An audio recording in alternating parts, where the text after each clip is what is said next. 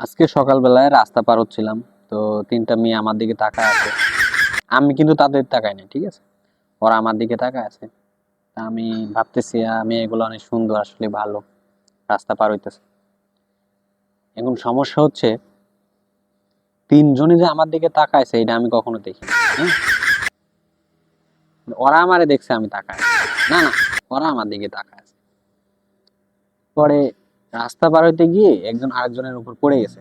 মানে ওরা যে রাস্তায় যাচ্ছিল ওই রাস্তাটার মধ্যে গাড়ি ছিল, তো এক সিরিয়ালে যাচ্ছিল, সিরিয়ালে যাতে গিয়ে একজন আরেকজনের ধাক্কা দিয়ে পড়ে গেছে। এখন লোকজন সবাই দেখছে, দেখার পরে ওরা নিজেরা মানে এমন একটা পরিস্থিতি তৈরি করছে, রাগারাগি করে দিছে। মানে তোর জন্য আমি পড়ছি, তুই আমারে ধাক্কা দিছিস, তুই কেন সামনে দাঁড়াইছিস, তুই কেন এদিক দিয়ে গেলি না।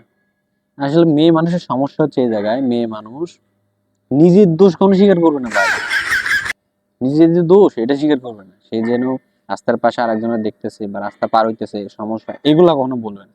সে দেখবে আমার দোষটা নাই, অন্যের কারো ঘাড়ে দেওয়া যায় কিনা। হ্যাঁ, এটাই মেয়ে মানুষ ভাই, এটাই মেয়ে মানুষ। Good good.